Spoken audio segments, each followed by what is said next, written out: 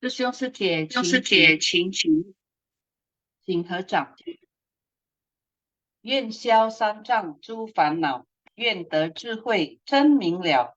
普愿业障悉消除，世世常行菩萨道。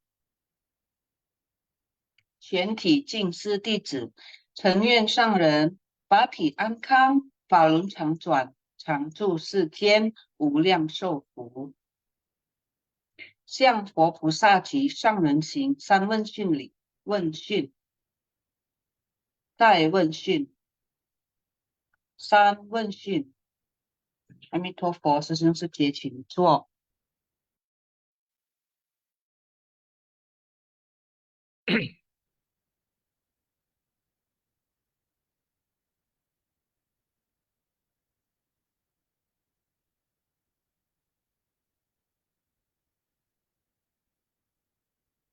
Selamat pagi, Sesong Suje semua.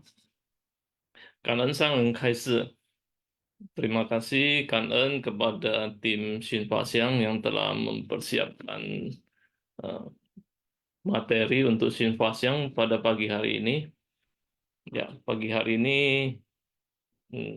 kebetulan hari ini merupakan hari yang sangat-sangat spesial buat kita. Ada 2 event pada hari ini, ya, yaitu pemilu dan kemudian hari kasih sayang. Ya, oke. Sebelum kita eh, melaksanakan pemilu, jadi ada baiknya kita mendengarkan siraman Dharma pada pagi hari ini. Hari ini kita akan membahas mengenai sutra teratai yang menakjubkan, perspektif modern dari 7 perumpamaan dalam sutra teratai. Yang kita bahas hari ini adalah perumpamaan mutiara di balik baju. Icu, Icu, Yu. Ya, mari kita bahas sama-sama. Mari kita lihat sama-sama. Perumpamaan dalam sutra teratai. Perumpamaan mutiara di balik baju. Poin pertama, Master Cheng Yen mendirikan suci dalam 50 tahun ini, memberikan kita kekayaan kebijaksanaan yang tak terhitung. Sutra besar Dharma Agung seperti air pertobatan, sutra teratai, kata-kata peringatan kecil seperti ceramah sehari-hari, bahkan kata singkat seperti kata perenungan dan lain-lain. Kehidupan kita, apakah kita ada menggunakan harta pusaka yang berharga ini? Setelah mendapatkannya dan mengubahnya menjadi kaya secara fisik dan batin. Jadi apa yang sudah diberikan master kepada kita, ya, seperti ceramah, kemudian kata perunungan, ya, dan semuanya ini adalah seperti mutiara yang diberikan master kepada kita. Apakah kita menyadarinya? Apakah kita memanfaatkannya? Apakah kita sudah mengoptimalkannya? Kalau kita sudah sadar, apakah kita mempraktekkannya? Setelah mempraktekkan, apakah kita sudah mewariskan? Itu yang akan dibahas pada materi hari ini. Kemudian kita masuk ke poin kedua. Sekarang ini adalah saat yang sangat mendesak. Setiap Buddha yang terlahir di saat akhir mesti membabarkan sutra teratai. Mesti membabarkan sutra teratai hingga selesai, agar setiap orang mengetahui bahwa ada sebutir mutiara berharga dalam dirinya. Mendengarkan Dharma agar kita mengetahui bahwa mutiara yang berharga yang telah diberikan kepada kita, apakah kita menggunakannya? Jika kita tidak menggunakannya, artinya kita tidak paham. Kita ada menggunakannya, mutiara ini dapat menumbuhkan jiwa kebijaksanaan kita, memperkaya jiwa kebijaksanaan kita. Jadi pada dasarnya kita terlahir dengan sebutir mutiara yang sangat berharga di dalam diri kita, yaitu Pujisin, ya, jiwa kebudaan, ya, sifat hakiki kebudaan. Kemudian kita mendengarkan Dharma dengan tujuan supaya kita menyadari bahwa kita memiliki sifat hakiki kebudaan. Jadi itu tujuan dari kita mendengarkan Dharma. Ya. Setelah kita sadar, baru kita bisa menggunakannya ya, mempraktekkan. Kira-kira seperti itu. Poin nomor 2. Oke, kita next. Poin nomor 3. Setelah Buddha memberi peramalan kepada Purna Maitrayani putra dan 500 orang arahat, para murid demi ingin mengungkapkan maksud bahwa mereka telah mengerti dan merasa malu, perumpamaan yang secara bersamaan mereka utarakan, para murid merasakan diri sendiri seperti orang yang miskin dan melarat.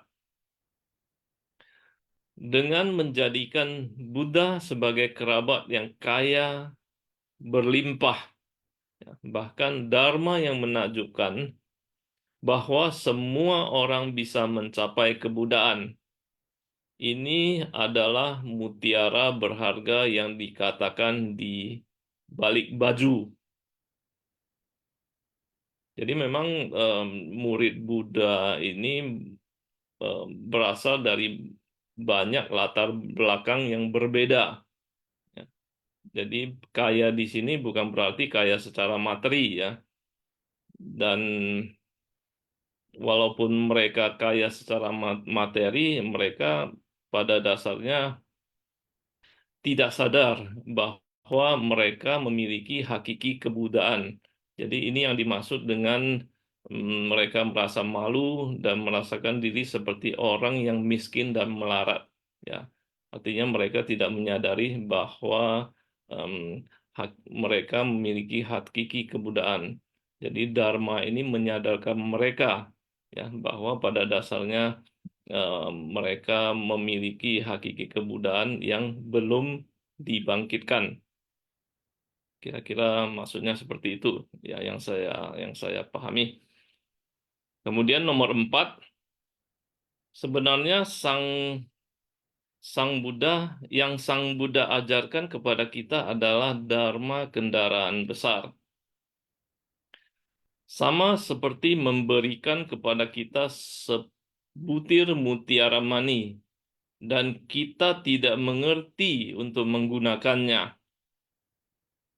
Sebenarnya adalah harus mempraktikkan jalan bodhisattva. Di tengah proses mempraktekkan jalan bodhisattva, dengan sendirinya ada berkah pahala. Mengapa kita begitu miskin, melarat, dan kurang beruntung? Adalah karena kita tidak menjalin jodoh baik secara meluas. Jadi memang pertama-tama kita harus menyadarinya. Setelah kita sadar, baru kita sendiri bisa mempraktekkan jalan bodhisattva. Oke. Next.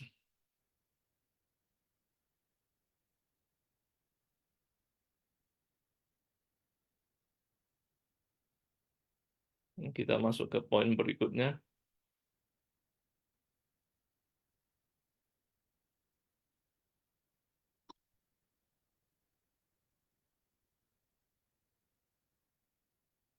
Poin nomor 5, silakan next.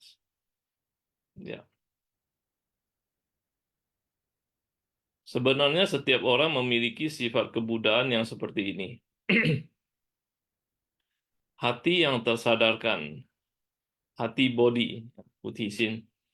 Setiap orang seharusnya membangkitkan ikrar untuk mencapai kebudaan. Jadi akan teringat di dalam diri sendiri bahwa harta karun seperti ini sebenarnya juga memberi keyakinan kepada orang-orang untuk belajar ajaran Buddha. Ini adalah perumpamaan mutiara berharga. Nomor 6, melihat dunia dengan batin mutiara yang terang ini akan menyadari apa yang disebut memotong kayu atau mengambil air tidak ada yang bukan ajaran. Berjalan, diam, duduk, atau berbaring. Ya, tidak ada yang bukan ajaran. Jika kita dapat melihat gudang mestika diri sendiri dari segi ini, kehidupan ini memang penuh dengan dharma yang menakjubkan. Poin ketujuh,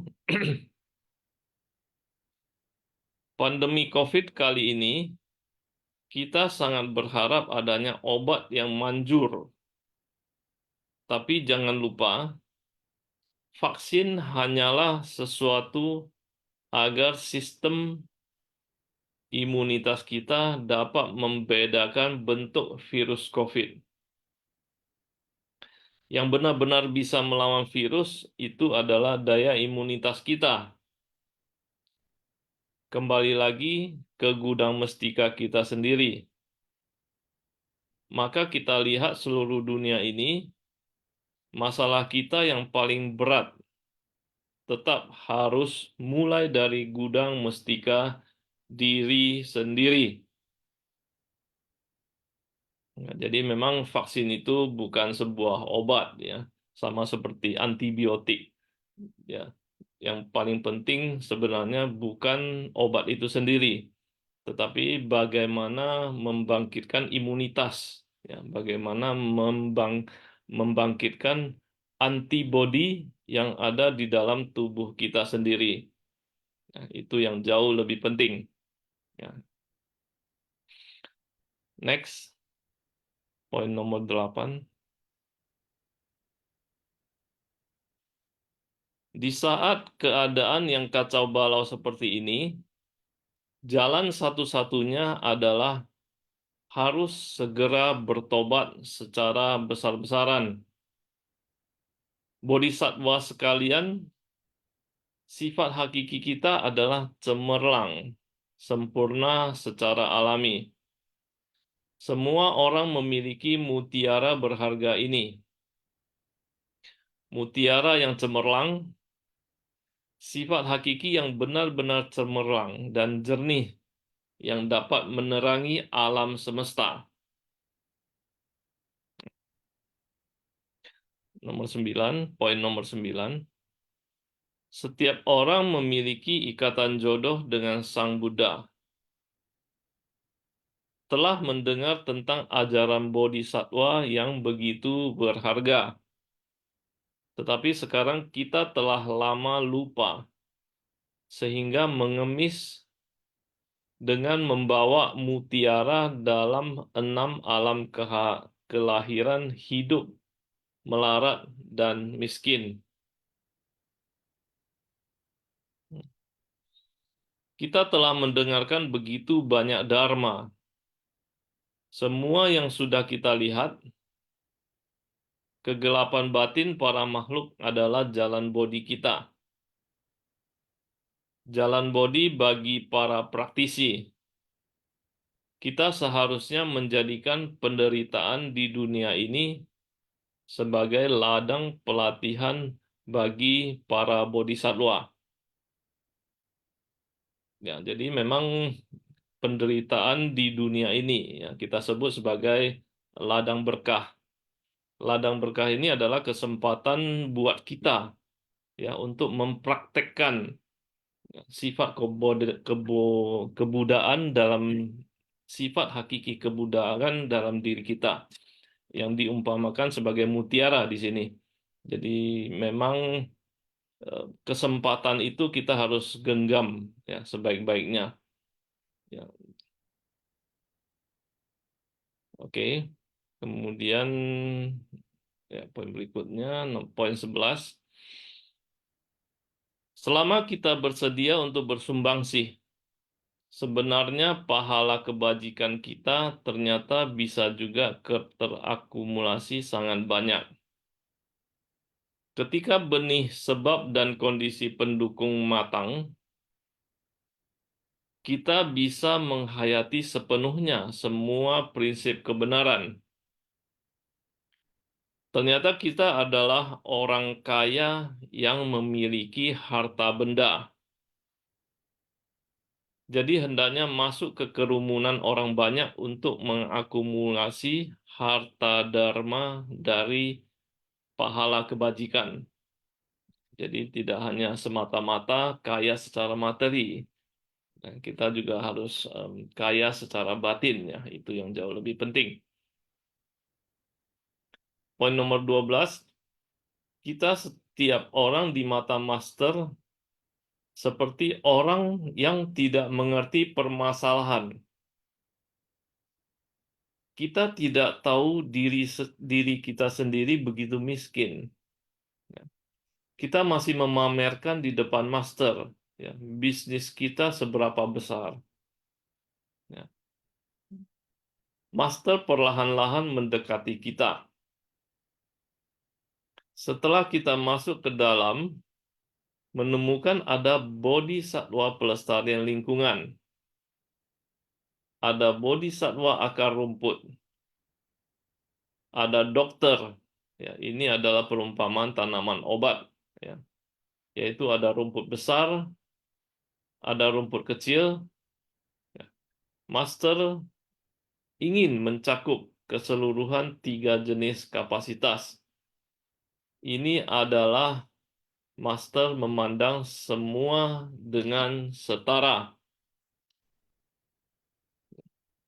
Ya, jadi problemnya adalah bukan sejauh mana kita memiliki harta materi, tapi yang jauh lebih penting ya, kalau kita di hadapan master ya adalah bagaimana kita memanfaatkan apa yang kita punya, bagaimana kita memanfaatkan mutiara dalam diri kita ya untuk eh, menggunakannya ya di dalam kerumunan orang banyak ya. Jadi untuk membantu orang banyak berbuat kebajikan, kurang lebih seperti itu.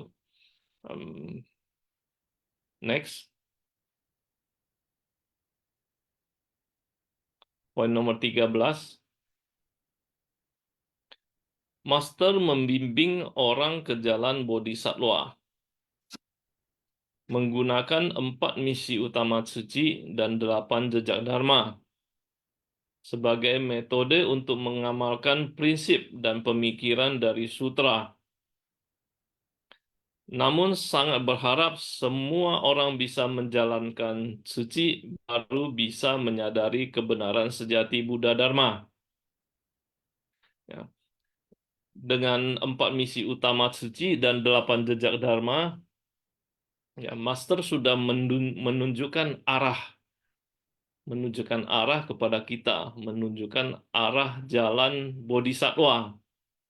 Jadi arah kita sebagai insan suci itu sebenarnya sudah sangat-sangat jelas ditunjukkan oleh Master. Tinggal bagaimana kita sebagai insan suci untuk menjalankannya. Poin nomor 14. Sebagai salah satu contoh perkembangan misi suci di Indonesia, tahun 1993, benih pertama bertunas di daerah setempat. beberapa tahun dengan misi amal menolong yang miskin sebagai misi utamanya. Sampai tahun 2002 ketika Jakarta tertimpa bencana banjir di Kali Angke, baru mulai memperluas.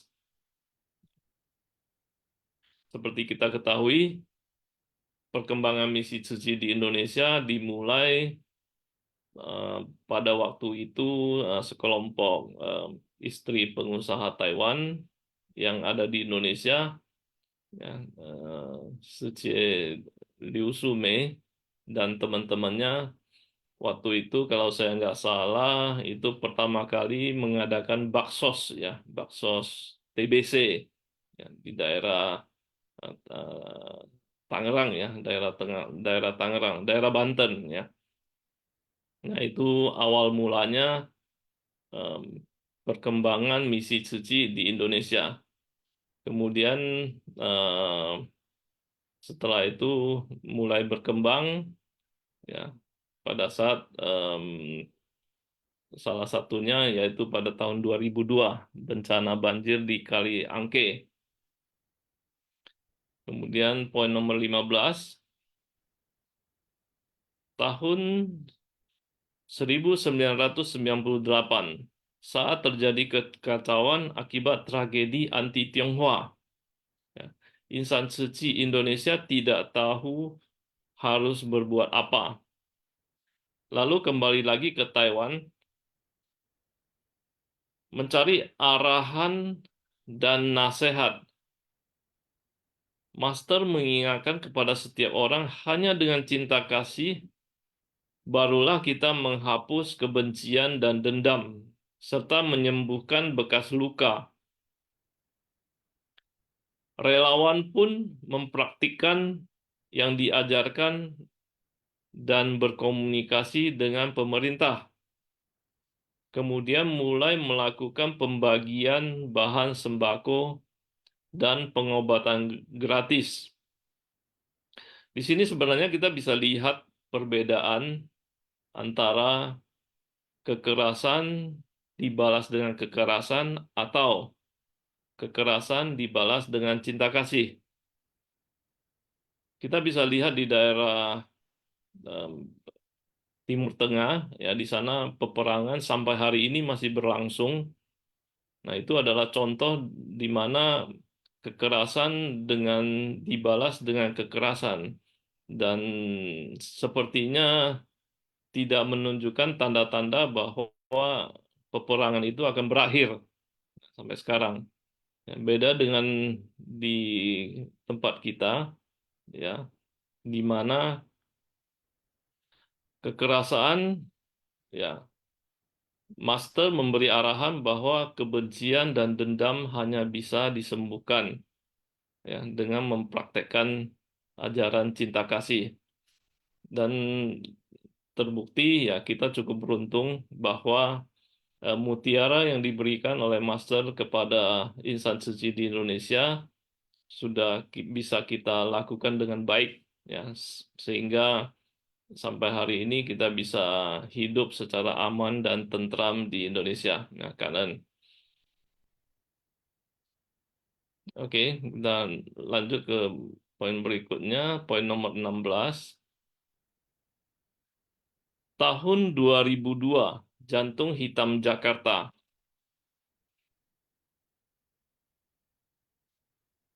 Kali Angke terjadi bencana banjir. Insan suci kembali pulang ke Taiwan untuk mencari arahan dari Master.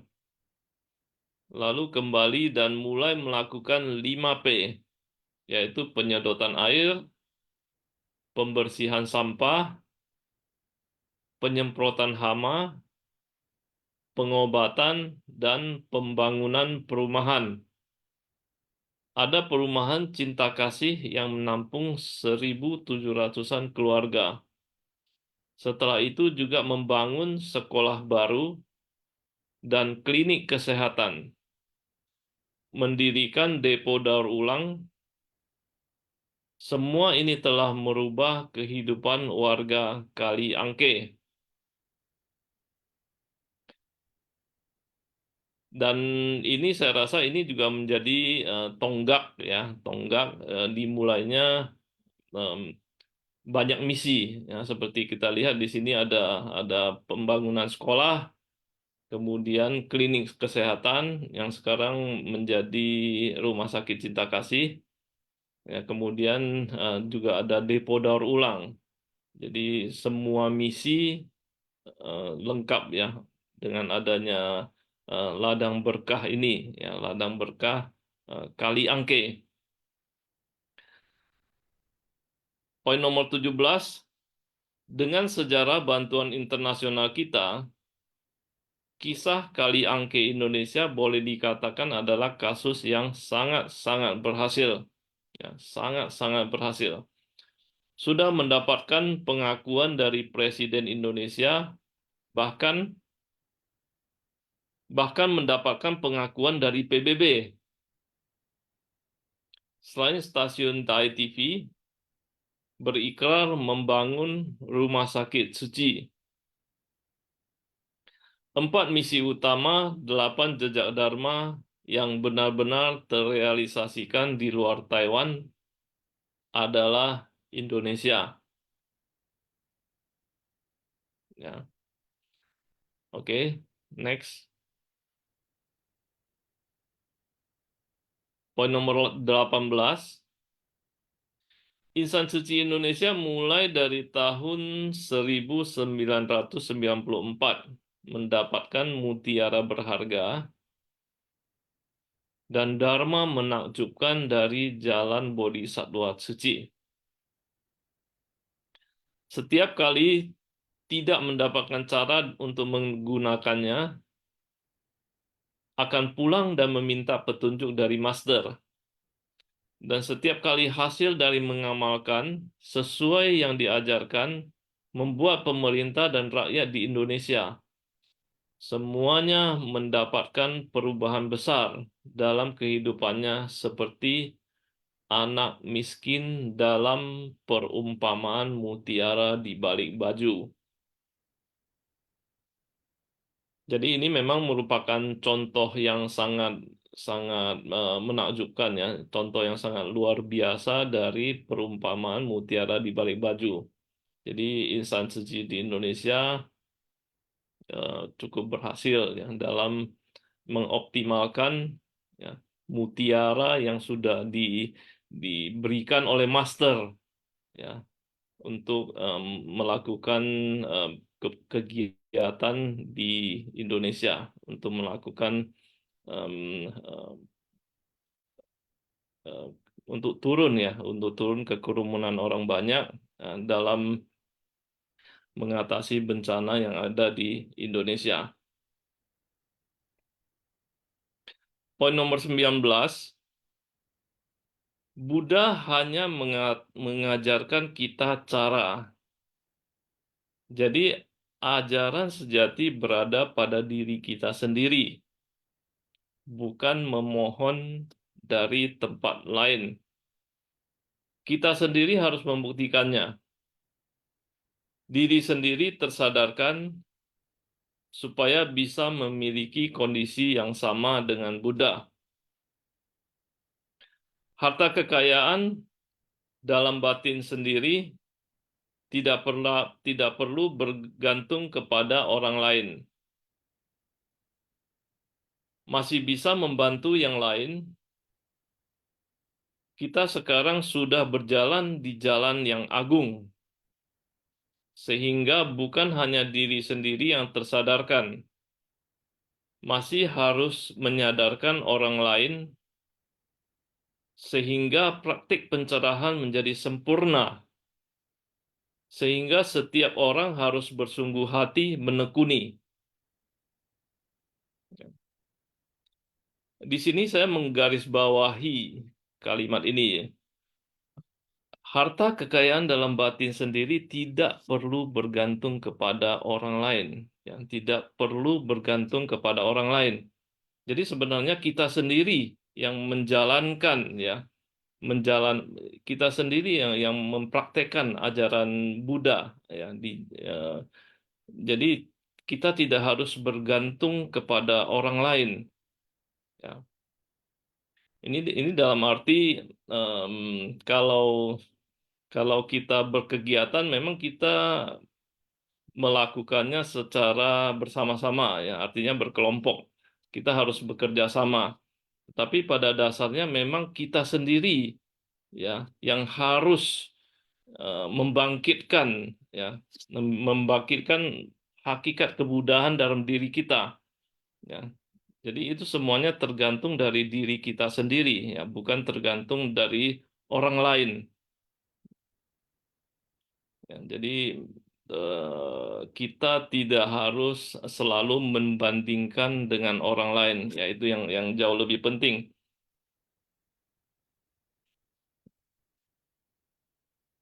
Kemudian setelah kita sendiri sudah tersadarkan, kita harus berusaha, ya berusaha untuk menyadarkan orang lain, ya berusaha untuk menyadarkan dengan orang lain. Ini memang bukan suatu hal yang mudah, ya bukan suatu hal yang mudah untuk menyadarkan orang lain. Kemudian next, ya kalian,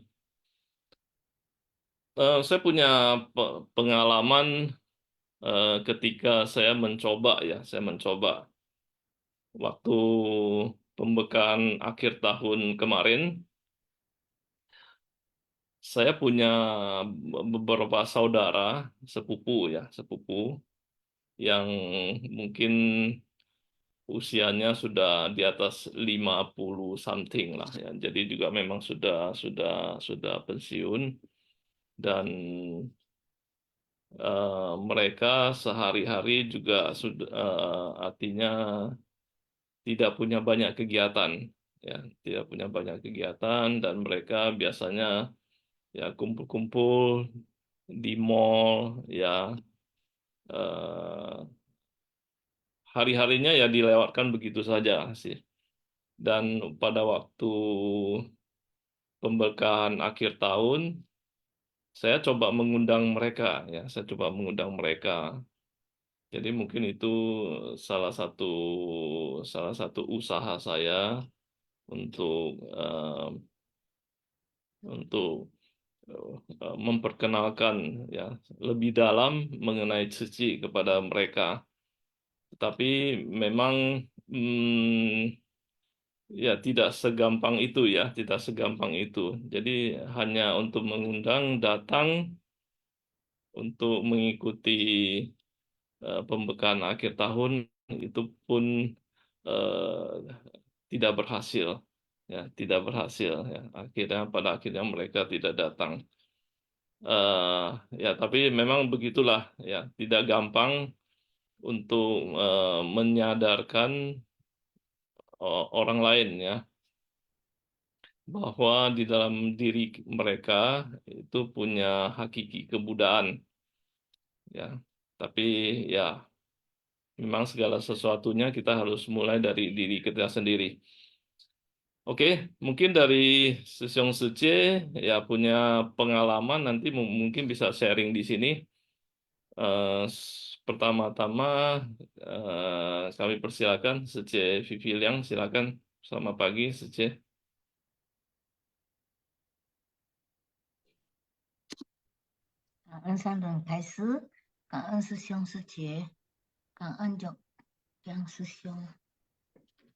Dari perumpamaan mutiara di balik baju. Sekelompok orang karena minum hingga mabuk dan tuan rumah pun mengikatkan sebuah mutiara berharga di balik bajunya. Tetapi beliau tidak menyadarinya.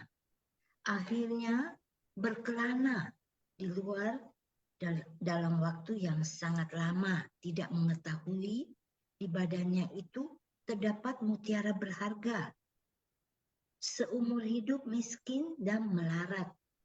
Setelah kembali ke sini, dan tuan rumah pun memberitahukan bahwa sebenarnya Anda memiliki mutiara berharga. Jadi perumpamaan ini disampaikan oleh murid Buddha bahwa inilah kesalahan mereka tidak menyadari ada mutiara berharga di tubuh mereka. Kemudian di dalam baju itu tersembunyi sebuah mutiara yang sangat berharga di tubuh mereka. Karena setiap orang itu memiliki hati bodi, sifat kebudayaan, dan kita selalu membawanya di tubuh tanpa disadari. Dan juga Master pernah berkata, semua memiliki sifat kebudayaan. Dan juga Master akan dengan sangat adil memberikan mutiara berharga kepada setiap orang. Dan Master berkata, saya terus berjalan ke depan. Bagi yang tidak dapat mengikuti, saya tidak ada waktu berbalik. Dan juga Master tidak bisa terus menarik kita. Kita hendaknya sendiri menghargai mutiara berharga ini dengan mengikuti langkah Master dan terus berjalan ke depan. Berkat bimbingan Master lah kita bisa mengetahui mutiara di balik baju ini dan dapat digunakan. Insan Suci Indonesia itu setiap kali selalu kembali ke Taiwan bertemu dengan Master dan Master memberi nasihat. Kepala beratapkan langit orang lain, kaki menginjak tanah orang lain, memperoleh apapun dari tanah setempat, sehingga kita harus dipergunakan kembali ke tanah setempat. Jadi disinilah kita lahir di Indonesia dan kita memperoleh rezeki juga di sini, sehingga kita juga harus bisa bersumbangsi di tanah Indonesia ini agar orang-orang yang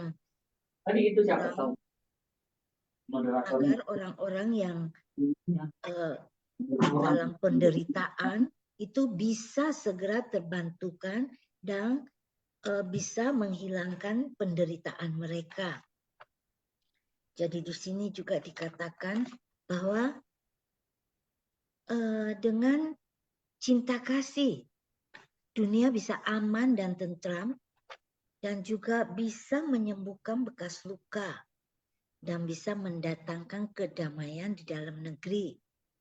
Karena orang miskin itu mengakumulasi banyak ketidakadilan di dalam hati. Hendaknya kita saling membantu dan menyayanginya dan tidak bertikai lagi. Setiap kali hasil dari mengamalkan sesuai yang diajarkan Master, semuanya ini mendapatkan perubahan besar di dalam kehidupannya. Seperti anak yang miskin menemukan gudang mestika sendiri di balik bajunya. Kehidupannya akan menjadi berbeda. Dan juga sifat hakiki itu adalah dharma yang tersembunyi secara mendalam. Setiap orang sebenarnya memilikinya. Kita memiliki mutiara berharga, tetapi masih miskin.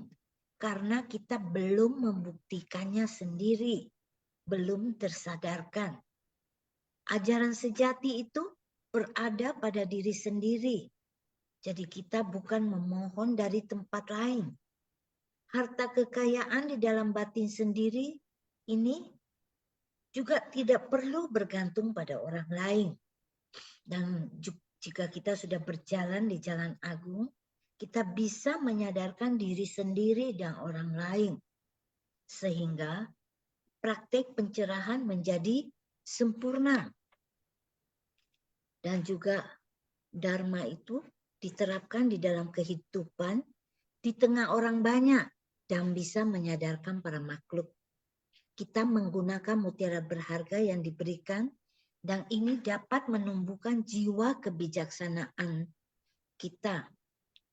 Dan juga Buddha mengajarkan dharma kendaraan besar, memberikan kita sebutir mutiara mani. Tetapi kita tidak tahu menggunakan. Tetapi dengan mempraktekkan jalan bodhisattva, kita akan memperoleh berkah pahala. Dan juga orang-orang yang miskin dan melarat, ini disebabkan oleh mereka karena tidak menjalin jodoh baik secara meluas. Hendaknya setiap orang membangkitkan ikrar, batin tersadarkan, batin tercerahkan untuk mencapai kebudaan. Dengan keyakinan belajar ajaran Buddha, kita semuanya memiliki mutiara yang sangat berharga, yaitu di gudang mestika kita tersimpan. Dan juga sebenarnya batin kita itu masih tertutup oleh noda debu. Sehingga dengan para makhluk yang dipenuhi jeratan kerisauan itu dan ketidaktahuan ini, inilah yang disebut tathagata di dalam ikatan. Dengan kita menggunakan percikan air dharma untuk membersihkan, sehingga mutiara yang cemerlang ini kita bisa menggunakannya dengan kebijaksanaan.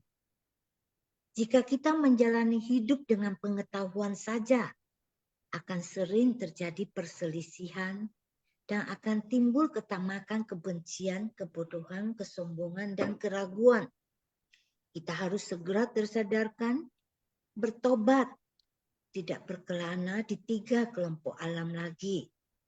Penderitaan itu sebagai ladang pelatihan bagi para bodhisattva. Penderitaan sebagai ladang pelatihan bagi bodhisattva. Dengan bersumbangsi, pahala kebajikan akan terakumulasi dengan banyak. Benih sebab dan kondisi pendukung matang, kita harus masuk ke kerumunan orang banyak untuk mengakumulasi harta dharma dari pahala kebajikan. Cảm ơn sư兄sư姐. Kanan Suci Vivi Liang. Jadi memang perumpamaan ini sifatnya universal, ya. Artinya setiap orang sudah memiliki hakiki kebudaan. Tinggal bagaimana kita memanfaatkannya. Ya, setiap orang sudah memiliki mutiara di dalam dirinya masing-masing. Ya, tinggal bagaimana kita membangkitkannya. Master sudah membuka jalan bagi kita dengan adanya suci. Arahnya juga sudah jelas, ya, dengan misi yang telah ditanamkan oleh Master. Ya, tinggal bagaimana kita menjalankannya. Oke, kemudian di sini ada Sesyong Sucen. Selamat pagi, Sesyong Sucen. Cawan. Dạ pagi sư siêu cảm ơn nhà cảm ơn sang dân từ khai sư cảm ơn tim simpasiang cảm ơn semuanya ya. Jadi hari ini saya izin mengulang belajar bersama lagi tentang 7 perumpamaan ya Sesung Suci. Jadi 7 perumpamaan ini kita ingat kembali adalah salah satu ajaran ya atau sebuah judul yang sangat terkenal di dunia Buddhis ya. Jadi lebih terkenal dari Sutra Trata itu sendiri. Saya izin share screen ya.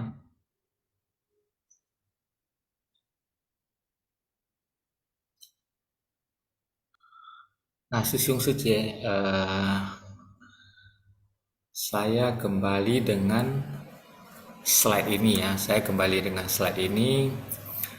Mudah-mudahan ya dalam beberapa hari ini dan 2 hari ke depan lagi Susyung Suci bisa mendapatkan sesuatu, bisa lebih paham.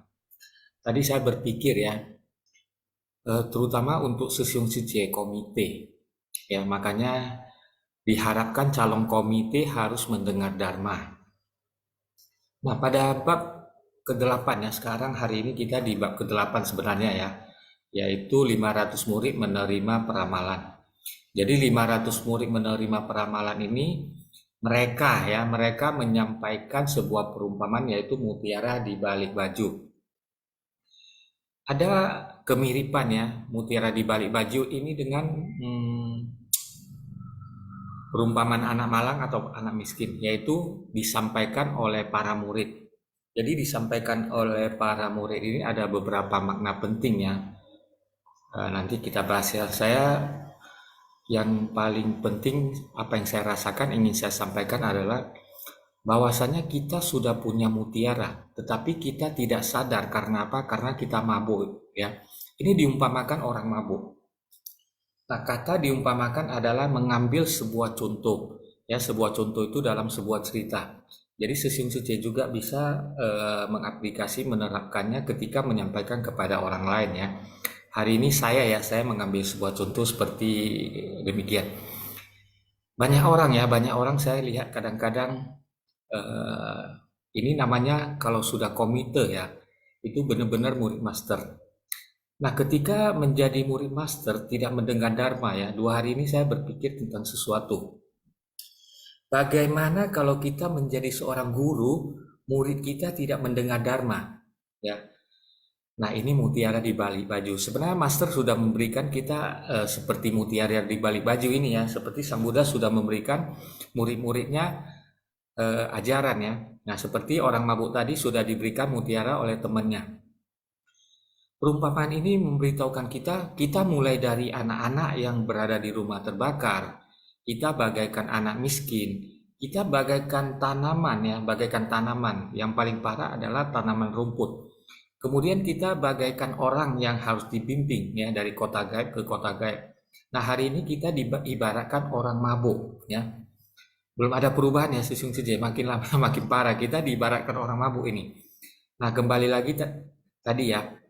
Andaikan kita sebagai guru, murid kita tidak mendengar dharma ya, padahal ya master sudah tiap hari berusaha sampai hari ini ya, sampai hari ini dalam menyambut orang yang greeting Imlek itu ya, yang kongsi-kongsi itu, master tetap ceramah ya, master tetap kaise untuk orang yang menyampaikan Imlek. Nah, kaise itulah yang kemudian menjadi video di YouTube, yaitu Lentera Kehidupan. Nah, kembali kita coba bayangkan sebagai guru ketika muridnya tidak mendengar dharma ya. Ini saya berpikir ya, Sesiung Suci, tak usah berpikir terlalu jauh dan tidak perlu memberikan feedback. Nah, saya berpikir demikian jauh seperti apa?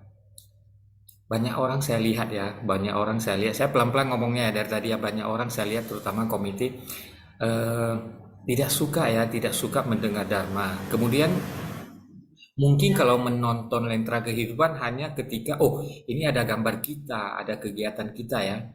Sebenarnya itu cukup menyedihkan ya dari sisi saya. Dari sisi master mungkin agak kecewa ya. Nah, ini berkaitan dengan mutiara di balik baju. Seperti apa? Sudah ada ajaran, sudah ada mutiara, tetapi mencari kemana-mana, mengemis kemana-mana ya. Jadi ini jangan ada yang tersinggung ya, saya hanya cerita apa adanya. Ketika tidak mendengar dharma guru sendiri ya, tetapi kemudian ada acara guru lain, mereka pergi dengar dengan begitu hebohnya. Ya, dengan begitu hebohnya. Sebenarnya tidak ada masalah, cuma saya mengkaitkan dengan mutiara di balik baju. Lentera Kehidupan saja tidak pernah dengar ya, nggak ada masalah sih ya, ini masing-masing orang. Kemudian ketika ada acara lain agak heboh lah ya, ini agak santai, jangan terlalu serius. Pergi mendengar ya, ini bagaikan mutiara di balik baju aja ya. Nah, pergi mendengar kemudian posting kemana-mana, ke media sosial, kemana-mana. Saya hanya satu hal ya, bayangkan kalau Anda menjadi guru ya, murid Anda berbuat seperti itu. Yang Anda capek-capek ya, dengan sepenuh hati mengajarkan. Ya, jadi kalau seperti master capeknya seperti apa? Master bilang ketika jam 9 malam ya, lebih kurang dia sudah mengunci diri di kamar, tidak mau mendengar urusan apapun dan tidak ingin berhubungan dengan siapapun, karena master sudah menyiapkan naskah sutra dan catatan tangan yang ingin disampaikan di Simpasiang besok paginya. Kalau di Taiwan itu pukul 5.20 ya. Jadi kalau live di Indonesia itu live-nya berarti di sini agak pagi ya. Nah, jadi bayangkan ya, sudah bersusah payah, muridnya tidak mau dengar. Kemudian muridnya mendengar dari guru lain ya, dan heboh posting di media sosial. Oke, itu hanya sedikit sedikit perumpamaan ya, jangan ada yang tersinggung ya. Nah, kita kembali ke mutiara di balik baju. Jadi Sang Buddha sudah memberikan banyak perumpamaan ya, perumpamaan rumah terbakar, perumpamaan anak malang, kemudian perumpamaan tanaman obat, dan yang kemarin kita bahas perumpamaan kota gaib. Nah, hari ini adalah perumpamaan kelima, yaitu mutiara di balik baju. Jadi di sini ketika 500 murid akan diberikan peramalan, mereka menyampaikan kepada Sang Buddha. Nah, seperti juga kelompok murid sebelumnya, yaitu kelompok pertama adalah 1 orang Sariputra, kemudian kelompok kedua adalah 4 orang murid utama yang disebutkan sudah berusia lanjut dan merupakan pemimpin sangha pada saat itu, yaitu Kasyapa, Subhuti, Moggalliyana, dan Katyayana. Masing-masing dengan kelebihannya ya, yang terunggul dalam hal ada kesaktian, ada pemahaman dharma, ada yang jago ya dalam diskusi dharma, dan mereka adalah orang-orang senior. Nah, sampai kepada 500 orang murid, mereka juga demikian ya. Setelah mendengarkan perumpamaan kota gaib. Kenapa harus sampai mendengar perumpamaan kota gaib? Karena ini. Karena ada 3 putaran. Jadi 500 orang murid ini disebutkan bisa memahami ada dharma sejati ya, bisa memahami ada dharma sejati setelah memasuki putaran pembabaran dharma ketiga, yaitu mendengarkan kisah Buddha. Jadi mereka mendengarkan kisah Buddha itu di mana? Di bab ke-7 ya, Susun Sije, yang semalam kemarin disebutkan, yaitu perumpamaan kota gaib. Jadi setelah mereka mendengarkan kisah Buddha di bab ke-7 tentang perumpamaan kota gaib, yaitu tentang apa? Tentang masa ketika 16 pangeran, yang pangeran ke-16-nya adalah Sang Buddha. Waktu itu ayah Sang Buddha seorang raja ya, mencapai pencerahan menjadi Buddha. Kemudian banyak orang kerajaan tersebut ikut menjadi penganut ajaran sutra teratai tersebut, terutama yang paling penting adalah 16 putranya. Jadi waktu itu disebutkan ke-16 putranya ikut menjadi muridnya dan membabarkan sutra teratai juga. Nah, pangeran ke-16-nya itu adalah Buddha Sakyamuni sekarang ini ya, yaitu Buddha yang pada saat ini di persamuhan 2500-an tahun lalu sedang membabarkan sutra teratai ya, Susun Sije. Jadi ini ada kaitannya antara 3 putaran pembabaran dharma dengan 7 perumpamaan dengan bab-bab di mana para murid mendapatkan peramalan secara bertahap ya. Jadi sampai hari ini Susun Sije kita coba pelan-pelan mengingat ya, yaitu para murid yang sudah diberikan peramalan adalah 1 orang Sariputra, 4 orang murid utama, dan hari ini ya pada bab ke-8 ini 500 orang murid menerima peramalan. Nah, pada saat mereka akan menerima peramalan sama juga ya seperti kelompok murid-murid lainnya, mereka merasakan ada yang salah dengan mereka selama ini ya. Ternyata ada ajaran yang sudah demikian bagus, tetapi mereka tidak paham ya. Jadi satu hal yang perlu kita ingat Susun Sije, ajaran kendaraan besar bukan hanya disampaikan oleh Sang Buddha ketika di persamuan sutra teratai. Sebenarnya sebelum-sebelumnya Sang Buddha sudah secara sepotong-sepotong ya menyampaikan. Hanya saja kenapa pada murid tidak paham? Karena ya ini disebutkan oleh Sariputra, karena para murid waktu itu merasa berarti mereka berpikir sendiri, bukan Sang Buddha yang menyampaikan. Mereka berpikir bahwasanya ajaran-ajaran yang ada menyinggung tentang memberikan manfaat kepada orang lain itu disebut dharma sejati ya, atau ajaran kendaraan besar. Merupakan ajaran yang hanya diperuntukkan untuk para bodhisattva. Nah, jadi para bodhisattva juga ya sering mengikuti ceramah-ceramah Sang Buddha sepanjang perjalanannya Sang Buddha ya, Susun Sije ingat ya. Jadi sampai kepada tahun ke-43 ya, jadi 42 tahun sebelumnya, selama Sang Buddha ceramah dari satu tempat ke tempat lain, bukan hanya para murid yang mengikuti, juga ada para bodhisattva ya. Jadi ketika ada bagian-bagian tertentu yang dirasakan merupakan bagian dari dharma sejati, para murid bukan tidak tahu, hanya saja mereka tidak sadar ya. Tidak sadar, jadi mereka berpikir sendiri, oh ini adalah ajaran untuk para bodhisattva ya. Jadi mereka tidak beranjak dari 2 kendaraan, yaitu kendaraan kambing dan kendaraan rusa. Jadi di tahun ke-43 ya, itu ketika Sang Buddha kan Mahaparinibbana, Sang Buddha menyampaikan dengan sudah sangat jelas, ini adalah bagaikan hujan yang turun ke bumi, hanya saja kapasitas kalian yang tidak menerimanya. Jadi sampai kepada bab ke-8 ini 500 murid sudah sadar ya, sudah sadar mereka merasa seperti apa selama ini, seperti orang mabuk ya, orang mabuk yang kemana-mana membawa mutiara, tetapi tidak memanfaatkan mutiara tersebut ya, tidak tahu sudah diberikan sesuatu yang sangat berharga, tidak tahu seperti para murid yang sudah mendapatkan ajaran yang sangat bagus, masih mengemis ajaran ke tempat lain ya. Sungguh disayangkan ya sisi-sisi ya. Padahal ya, kalau kita sebagai seorang komite ya, ketika kita bertemu orang-orang ya, bertemu dengan orang-orang yang paham tentang ajaran Buddha, mereka sangat menghargai master kita ya. Master kita merupakan salah satu dari sedikit mahaguru ya yang menjelaskan sutra teratai dengan demikian bagus dan lengkapnya. Sisi-sisi cari kemanapun susah ketemu ada seorang mahaguru yang menjelaskan sutra teratai dengan demikian lengkapnya, walaupun belum tuntas ya. Nah di sini tadi saya sebutkan ya, kenapa Sesung Suje perlu mendalami dan memahami ini, apalagi semua orang saatnya menjadi seorang komite ya, apalagi kalau komite yang sudah senior, banyak melakukan kegiatan kemana-mana, banyak berinteraksi dengan orang-orang. Hati-hati ya. Saya beberapa kali mendengar orang, mereka ini ya dari vihara ini atau dari kelompok ini. Rupanya ya, katanya ya Sisyung kepada saya ya, kita bicara-bicara santai. Mereka sangat memahami sutra teratai ya. Mereka sangat memahami sutra teratai. Dan mereka tahu ya, kita sangat paham sutra teratai. Nah ini agak riskan ya Sisyung ya. Ketika banyak orang ya di luar sana menganggap kita sangat paham, tetapi kita benar-benar tidak paham. Ya, Sesung Suje ini cukup bahaya. Jadi alangkah baiknya ya menurut saya, kita sebagai murid master cobalah belajar ya, cobalah belajar. Ada ribuan video ya, ada ribuan video yang sudah selama hampir 60 tahun ini dibabarkan master ya, dibabarkan master.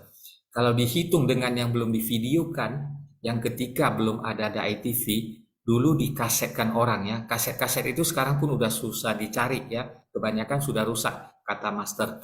Nah kalau dihitung dengan yang dikasetkan dulu, yang para senior-senior pertama itu mendengar dan para sepuh, itu sudah 60 tahun lebih master membabarkan sutra ya kepada para muridnya dan kepada umat yang mendengarkan ceramah master. Jadi hari ini Kanen ya, Jokyen Sisyung, Kanen Sisyung Suje telah menyediakan waktunya untuk terus mendengarkan. Saya mengulang kembali, Kanen ya, Sisyung, Kanen Sisyung Suje. Kanan Sujung. Jadi memang apa yang sudah disediakan oleh Suci, apa yang diajarkan master ini sudah sangat-sangat baik, sudah cukup lengkap, walaupun belum tuntas. Kita tidak bilang bahwa ajaran di tempat lain salah ya, bukan seperti itu ya. Tetapi memang kalau misalnya di sini kita tidak bisa memahami ajaran dengan baik, di tempat lain juga akan sama seperti itu gitu. Jadi sebaiknya kita fokus ya di satu tempat ya, di Suci ya, kita mendalami ajarannya dengan baik ya. Jadi tidak usah mencari kemana-mana, karena pada hakikatnya adalah sama, kurang lebih seperti itu. Kemudian tadi ada Sisyong Hussein dari Tangerang. Silakan Sisyong Hussein, selamat pagi.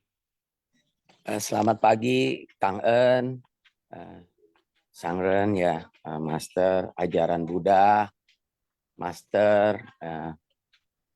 Begitu juga Sisyong Suje yang udah sharing ya. Apalagi acara Sipangsia ini saya merasa Dharma itu begitu dekat ya, kita kangen banget ya. Ya saya hanya ingin sedikit menambahkan ya apa yang saya rasakan. Memang saya di Seci ini belum terlalu lama ya, tapi saya bercerita sedikit ya. Saya dulu waktu kecil pertama ajaran kebetulan saya sekolah di Konfusius ya. Terus oma saya pernah ke gereja, pernah ke wihara, pernah kemana-mana. Terus saya begitu mengenal Seci ya, papa saya suruh nonton Gai TV. Dari situ saya merasakan banyak yang saya dapat ya.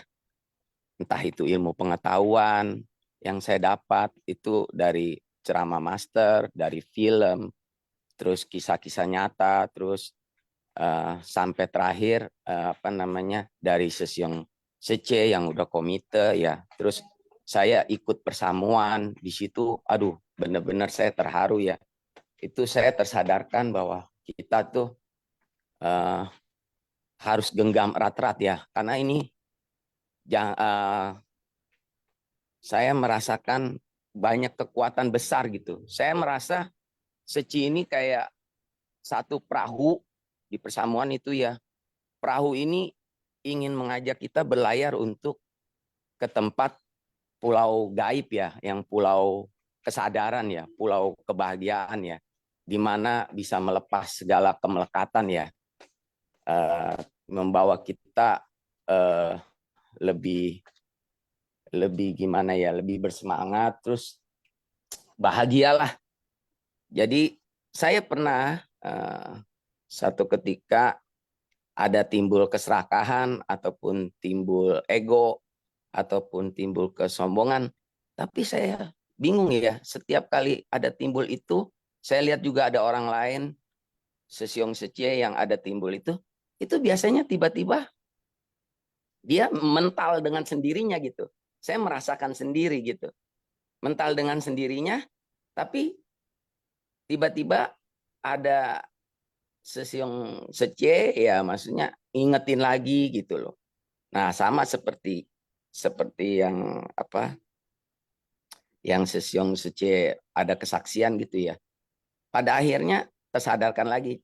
Cuman saya suka merasa tuh setiap kali saya mendengarkan Dharma itu saya punya timbul rasa gimana ya, sukacita gitu. Jadi intinya saya lebih semangat lagi hidup ini. Saya terasa walaupun saya capek tapi kayaknya nggak merasakan capek gitu.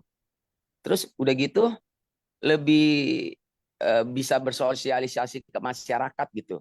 Yang saya rasakan kayaknya beban saya kayaknya ringan gitu. Setiap apa yang saya lakukan kayaknya baik gitu. Selalu baik. Ada kayak orang bilang ada kuijin.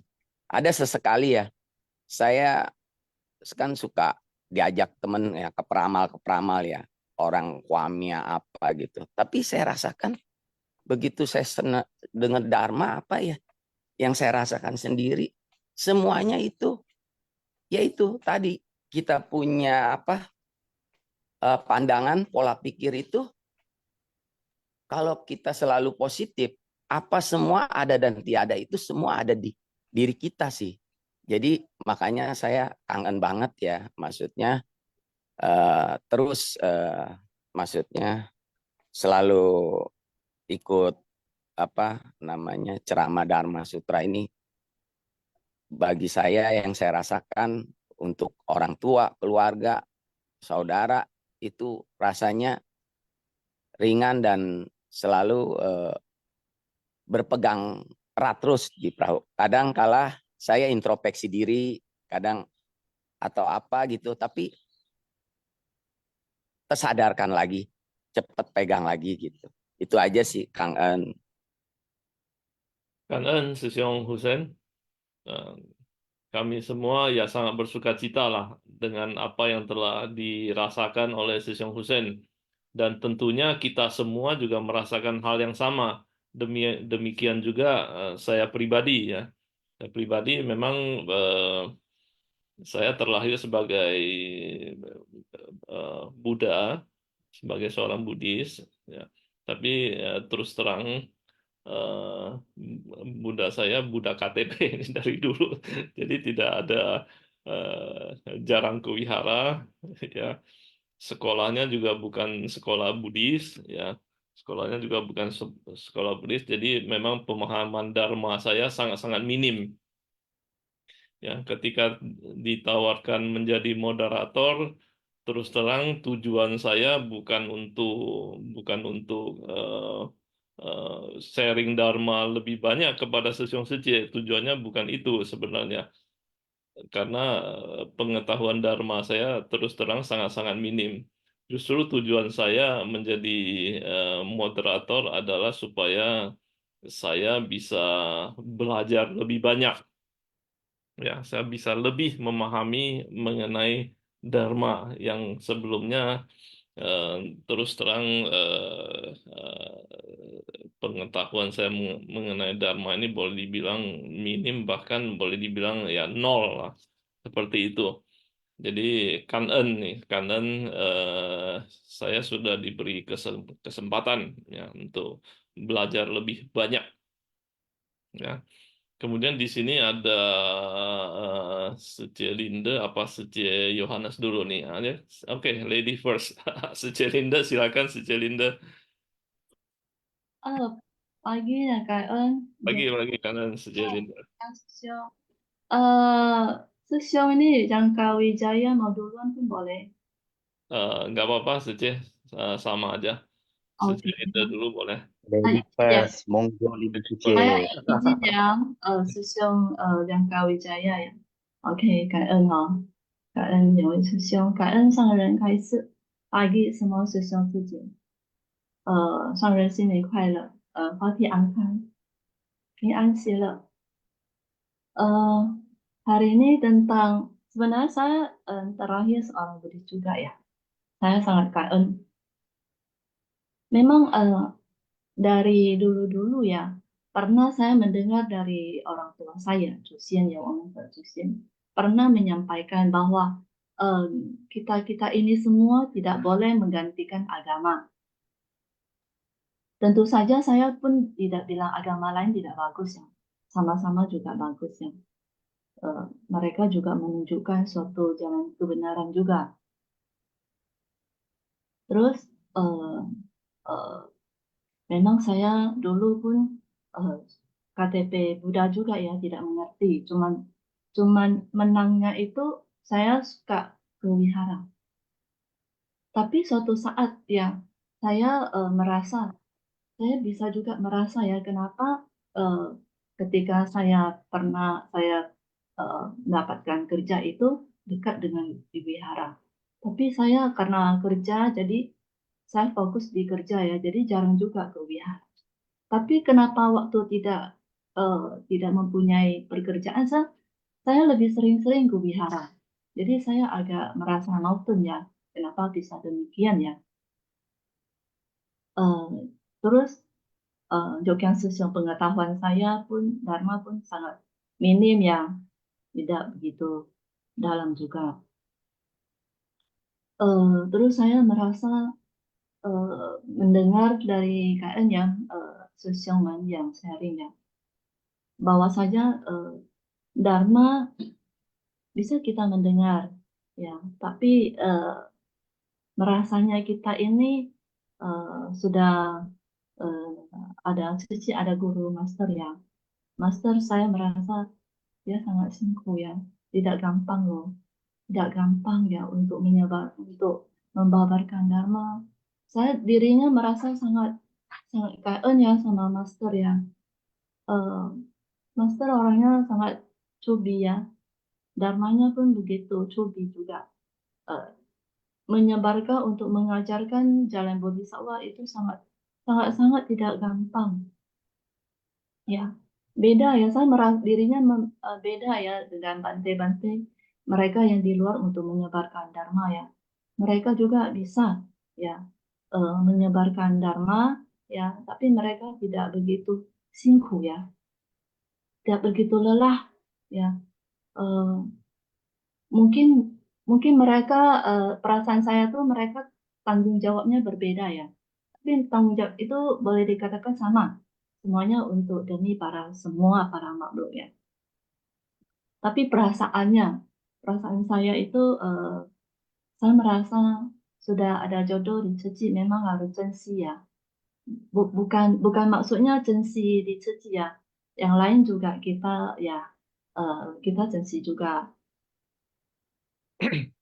Jadi hari ini saya ada contoh ya, contoh akhir perbekahan. Ini tuh artinya sudah sampai, saya mempercepat, mempersingkat saja ya. KM ya diberikan waktu yang sedikit. Jadi waktu pemberkahan akhir tahun itu saya ada ya beberapa donatur yang telah akhir ya. Jadi menanyakan apakah ada kelanjutan. Saya tidak sangka ya, saya menceritakan sedikit tentang Cici. Mereka dari satu orang itu bisa menyebarkan sampai satu keluarga ada 10 orang ya. Jadi ada 2 orang itu sudah 20 orang. Jadi donatur saya dari 2 orang itu bisa jadi 20 orang. Jadi saya sangat kaget ya. Jadi saya menceritakan kepada sesama saya kenapa bisa demikian ya. Jadi saya merasa ini adalah satu jalinan jodoh dan juga pada berkah pada masing-masingnya. Mereka itu bisa langsung menyerap dan juga bisa mengetahui ya, ada demikian bagus ya Dharma Suci. Jadi mereka pun tidak ragu-ragu langsung main transportasi. Jadi saya sangat kagum ya. Oke, Oke gitu saja ya. Maaf ya, Johannes Susyung. KN semua Susyung Suci. Kanan Suci Linda. Jadi memang salah satu ya, cara ya untuk membangkitkan kesadaran kita akan mutiara di dalam diri kita. Salah satunya adalah dengan semakin banyak sharing nih, seperti Suci Linda setiap hari cukup aktif. Jadi secara tidak langsung memang ini kita mengasah ya, mengasah mutiara yang ada di dalam diri kita. Saya rasa sesiong-sesiong yang lain juga harus lebih aktif dalam sharing ya di setiap kesempatan. Salah satunya seperti di Sisin yang setiap pagi. Kanan Sejak Dinda, selanjutnya Sesiong Yohanes, Coan, Pagi-pagi Jokien Sesiong. Coan. Jakarta gimana? Aduh, di sini cuacanya di Medan ini cuacanya nggak jelas nih. Masih Oh, fluid. oke. Oke, ya keadaan Sang Rekayasa dan keadaan Sesiong Secemen yang ada di sini. Ya, pertama-tama ya izinkan saya untuk membantu melengkapi komen yang mungkin kalau ada guru lain datang ya mungkin kayak gimana seperti itu ya saya izinkan saya melengkapi ya mungkin juga dari saya kurang lengkap tapi mohon bantuannya juga untuk disempurnakan kira-kira seperti itu.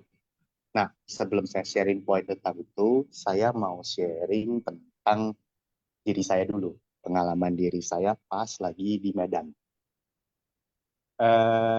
Pas saya lagi di Medan, saya merasa ya, ini sih boleh percaya boleh enggak ya, tiba-tiba dipanggil secara batin oleh master sebelah.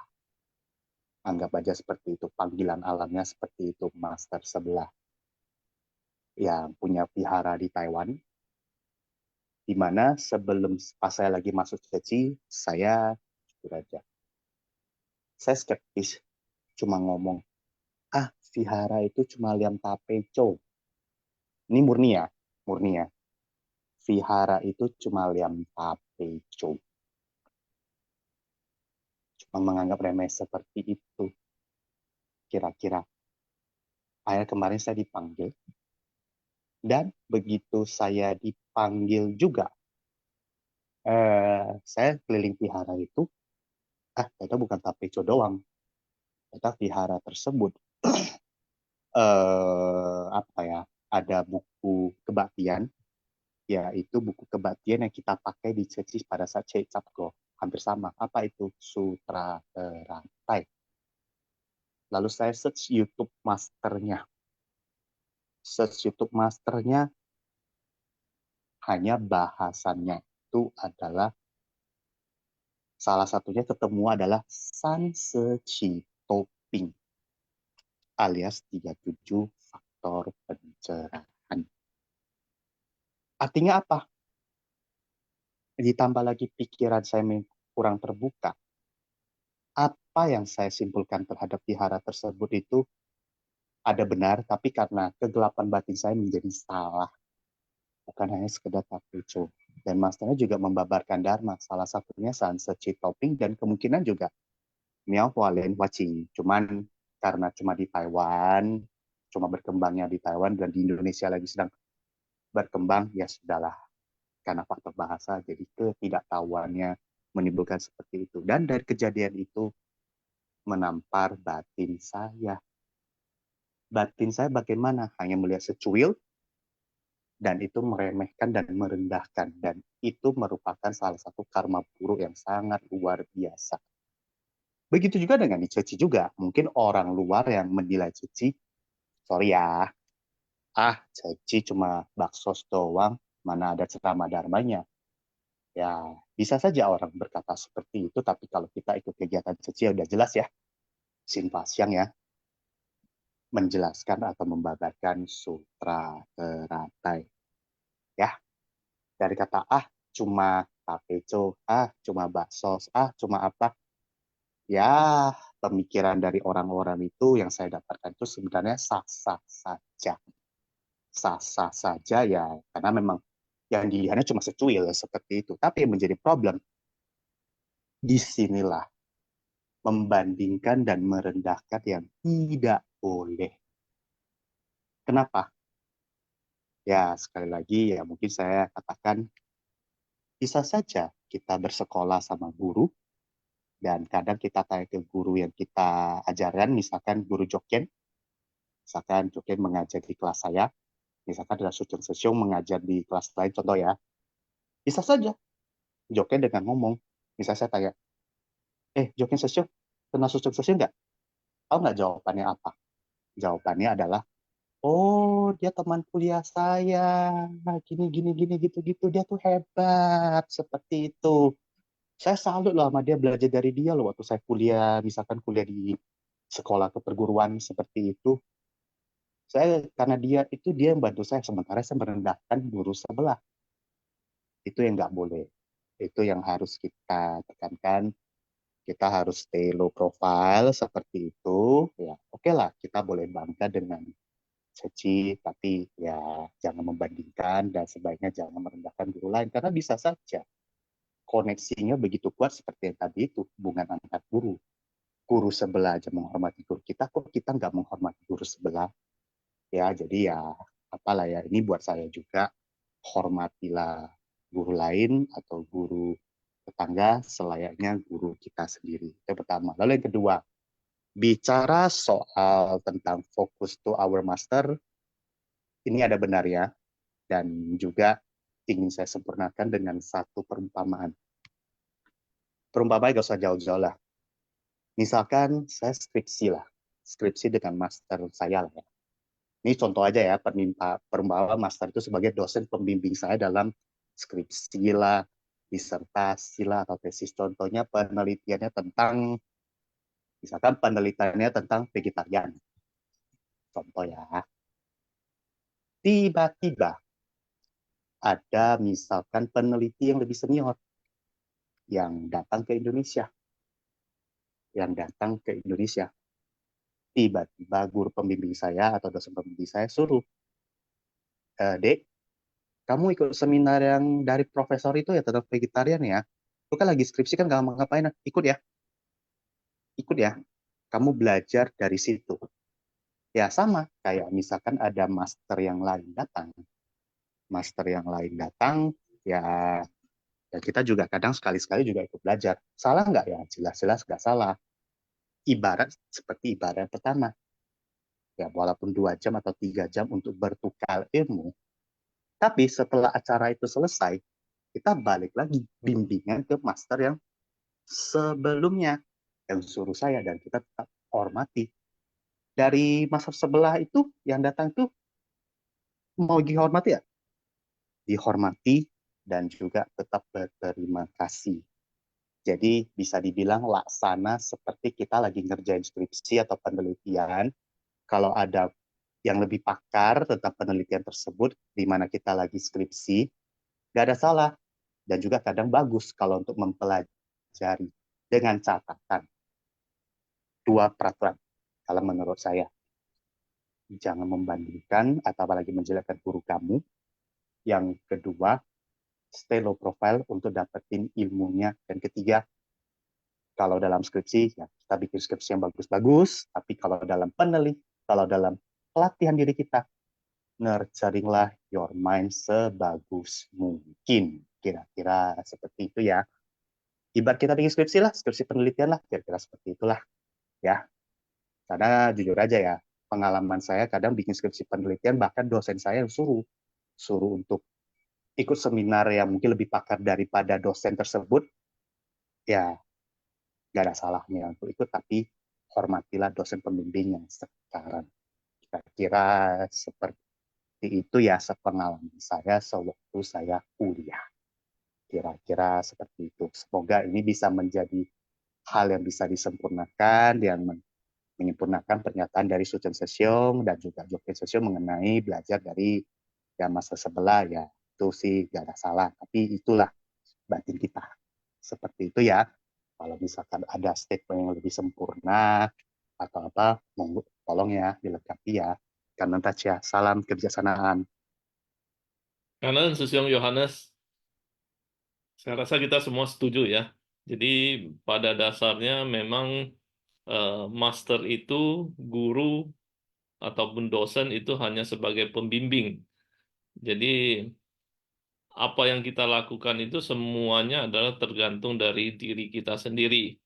Ya, kembali lagi ke diri kita sendiri. Jadi itu adalah intinya. Kemudian di sini ada Susyong Rimba. Selamat pagi, Susyong Rimba.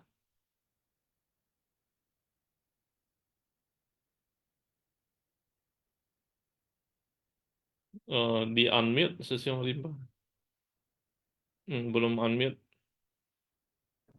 Ya, Ya, selamat pagi, Susyong Rimba.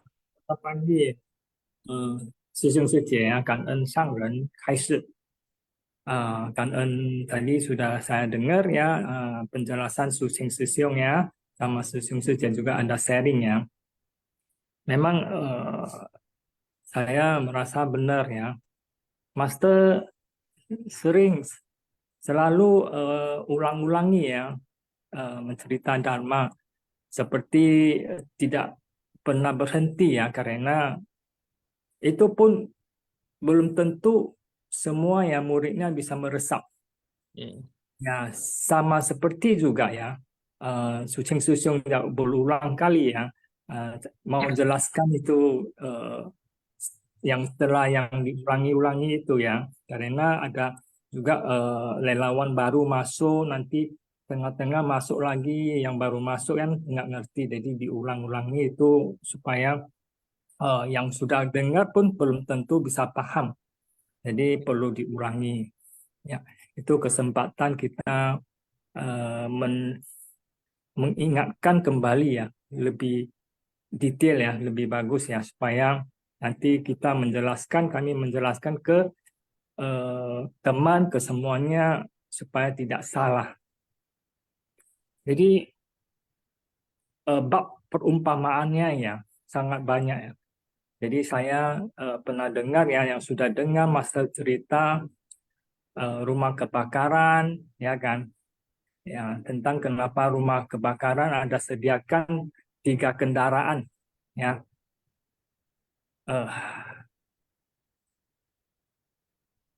Kambing, kendaraan rusa, kambing sama lembu ya.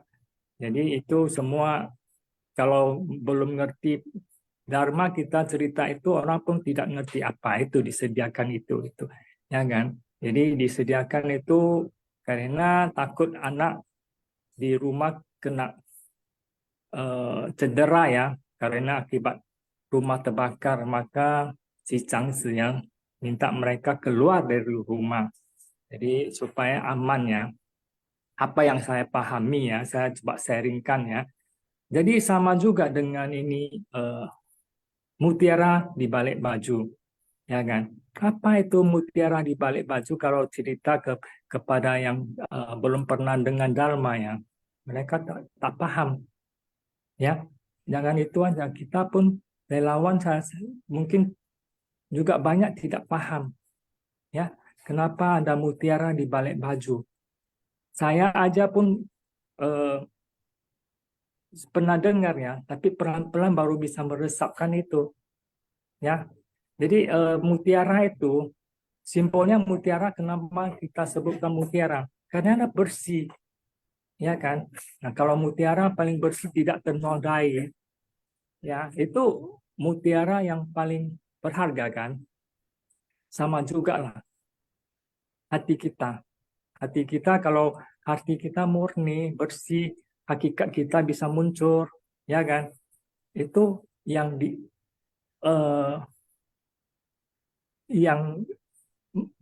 yang kita mau capai. Jadi bagaimana kita bisa mencapai sampai bersih? Mutiara kita bisa bersih dan bisa muncul. Habis muncul mau bersih lagi. Gimana caranya bersihkan? Ya kan? Karena udah terkubur lama sekali. Hati kita udah terkubur sama noda-noda banyak ya. Noda tancense, ya, noda yang banyak lah ya.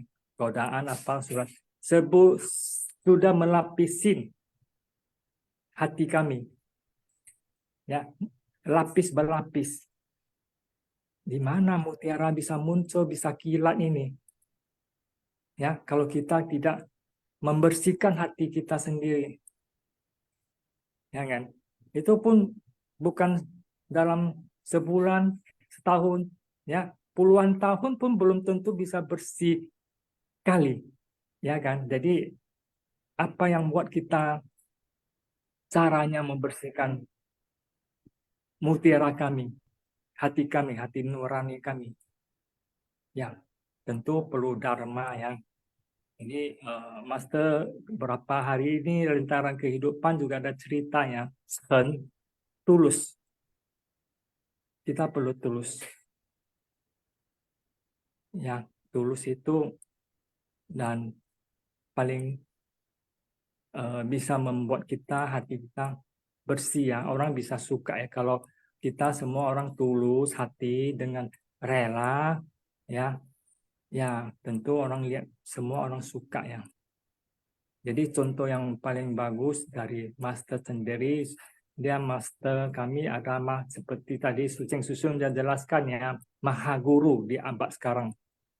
Jadi kita sangat bersyukur ya bisa ketemu Master, ya, bisa mendengar dharma dari Master ya. Itu rezeki kami loh. Bawa tang siang. Ya. Ya. Juga Master menginginkan ya Suci bisa 50 atau 500 generasi ya, 50 ya. Generasi ya, bukan satu generasi aja. Jadi apakah bisa sampai 50 generasi Suci masih berada dan bisa makin menyebar?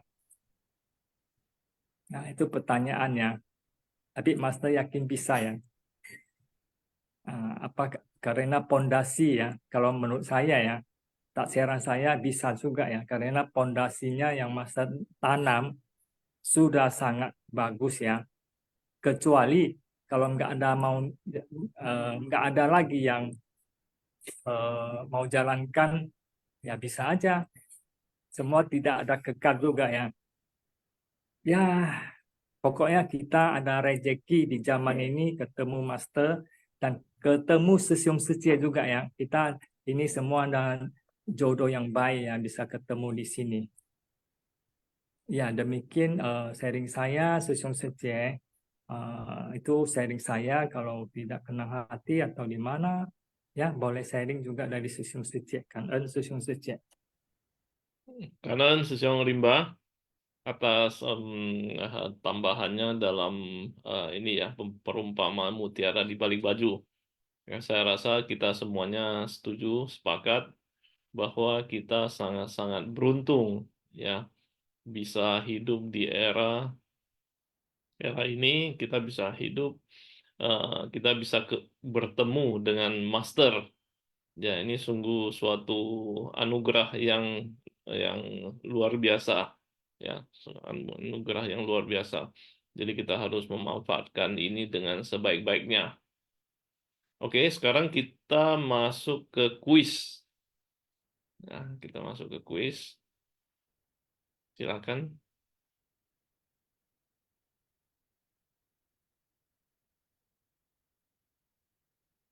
Oke, cara menjawab kuis seperti biasa. Jawaban diketik di chat room everyone. Format jawaban, nomor soal jawaban. Ya, contoh 1D, 2A kan. Nomor 1. Apa maksud dari perumpamaan mutiara di dalam baju? A. Semua memiliki sifat hakiki kemampuan dalam batin. B. Semua memiliki sifat hakiki kekuatan gaib. C. Semua memiliki sifat hakiki kebudayaan. D. Semua memiliki sifat hakiki kejernihan. E. Semua memiliki sifat hakiki kesadaran. 3, 2, 1, close.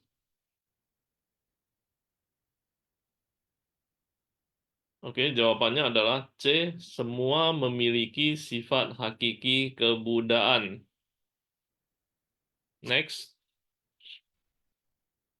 Ketika Kali Angke terjadi banjir, apa yang dilakukan insan suci setelah kembali dari Taiwan untuk mencari arahan dari Master?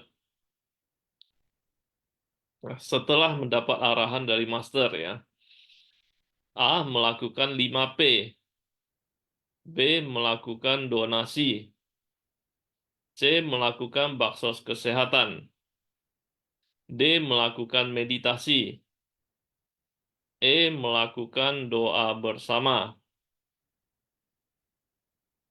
3, 2, 1, closed. Ya, jawabannya adalah 5P. Jadi ini hal pertama yang dilakukan oleh insan suci setelah mendapat arahan dari Master. Memang donasi juga ada, baksos kesehatan juga ada. Itu bagian dari 5P ini ya. Bagian dari 5P. Jadi jawabannya adalah A. Next ya.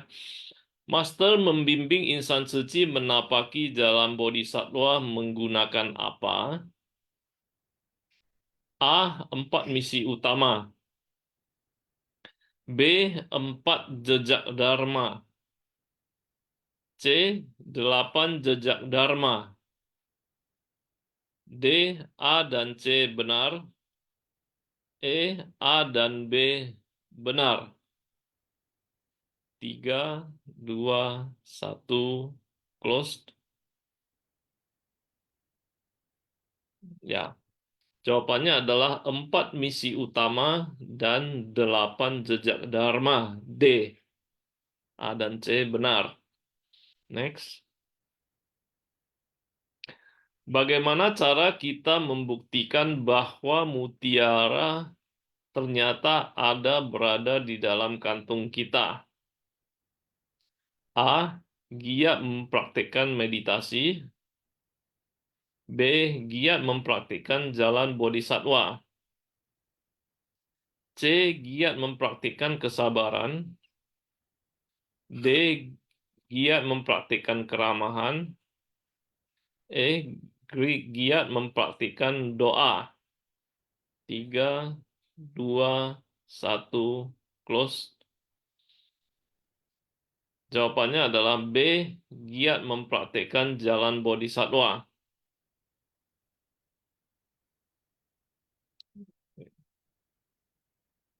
Dalam mempraktikkan jalan bodhisattva, apa yang muncul menggoyahkan keyakinan kita? A. Tekad yang belum teguh. B. Kesabaran yang belum penuh. C. Kekayaan yang belum cukup. D. Hanya C yang benar. A dan B benar. 3, 2, 1, close. Jawabannya adalah A dan B benar. Di tahun berapakah Jantung Hitam Jakarta Kali Angke terjadi bencana banjir? A 2003, B 2001, C 2000, D 2002, E 2004. 3, 2, 1, close. Jawabannya D 2002.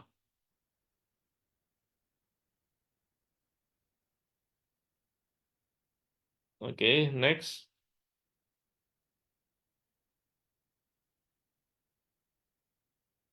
Oh, habis kanan. Ya, sambil menunggu, ada yang mau sharing dari Sesiong Sece? Silakan.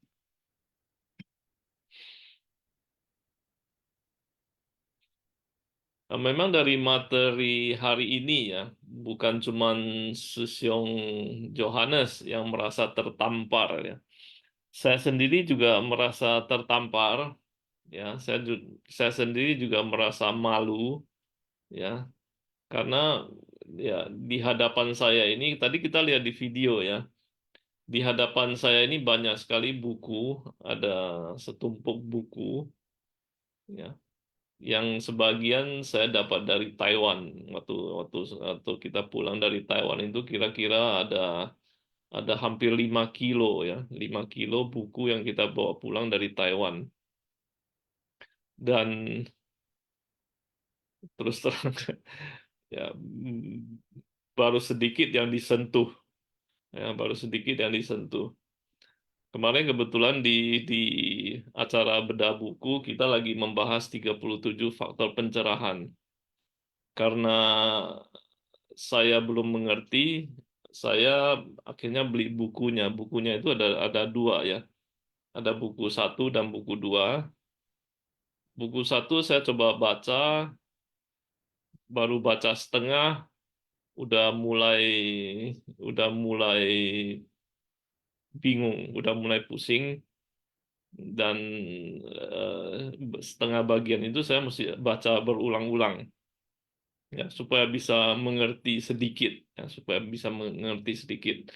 Jadi memang untuk memahami aja butuh effort ya, butuh usaha, belum mempraktikkannya seperti itu.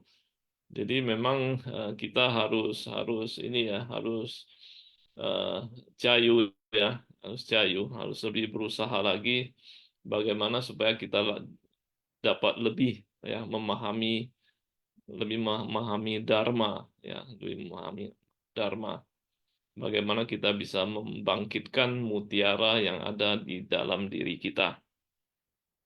Oke, ini pemenang kuis. Yang pertama adalah Meiling Sece dari Medan. Kemudian Minah Sece dari Medan. Kemudian Michael Wijaya Sesiong, Barat 2. Herianto Sesiong, Medan. Lien Chuyen Sesiong, Sece. Lien Chuyen Sece, Pusat. Kemudian Indrawati Sece, Pusat. Ya, dari Sesiong Sece ada yang mau sharing? Silakan.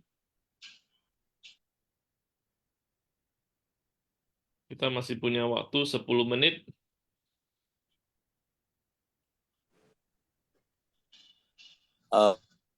Selamat pagi, Sesiong Sece. Kanen ya, kanen Neng Kaisu. Saya di sini ingin sedikit berbagi cerita tentang hari ini ya. Saya memang baru anggota baru di Sece, baru 1 tahun lebih ya. Dan seperti tadi Sesiong Husein bercerita pengalaman dia, sama juga saya dari kecil hidup berada di lingkup Kristenan ya. Nah, jadi saya ingin bercerita bahwa pengalaman saya di suci ini sebelumnya saya selalu seakan-akan saya mengadu ya, kemudian saya timbul kesadaran bahwa tidak perlu begitu begini ya. Jadi akhirnya saya telah mengambil sikap bahwa saya harus lebih banyak diam. Nah, hari ini saya ingin bercerita sedikit tentang pengalaman. Semalam ada kawan datang ya. Nah, dia berada di grup lain di luar sana ya. Jadi dia dia bercerita bahwa dia ingin mengajak saya ke sana. Dia senang hidup di situ, dia sembahyang, mendapatkan banyak pelajaran-pelajaran dari sana. Ya, jadi dia bercerita ketenangan batin dia dapatkan. Jadi, namun dia bercerita sebelumnya dia memang mendapat banyak rintangan di dalam kelompok dia ya itu ya. Namun belakangan dia mendapat, ini saya bercerita bahwa bukan menjelekkan kelompok dia, tapi oknum pimpinannya dia yang kayaknya yang jelek ya. Jadi dia sering beribut dengan ketua dari pimpinan ini. Saya tidak bercerita bahwa ini di mana ya. Saya tidak ingin menyebut nama. Nah satu saat dia bilang ketua ini bicara sama dia. Kamu nih saya telepon, saya terus menyuruh kamu datang nih ya. Karena kamu umat luar biasa, kamu umat yang luar biasa, umat spesial. Andaikan kamu itu seperti itu, membandingkan dia dengan seorang supir, ya. Kalau andaikan kamu itu supir, si Anu katanya kan, itu saya sudah tidak peduli dengan kamu. Nah, jadi dia merasa bangga, dia bangga, dia diperhatikan di situ ya. Nah, jadi ini saya merasa, ini kok dia merasa senang di situ ya, sementara dia di situ dihargai karena kelebihan dia, karena kelebihan rupiah dia, kelebihan rupiah dia, bukan karena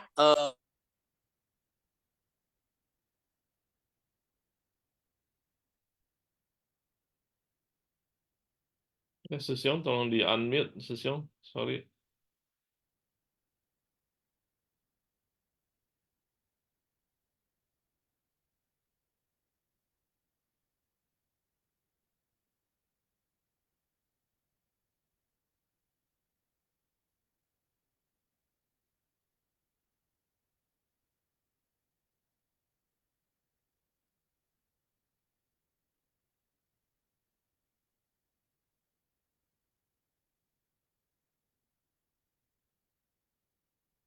Tadi Sesyong bisa unmute yang dari Tanjung Balai, sorry.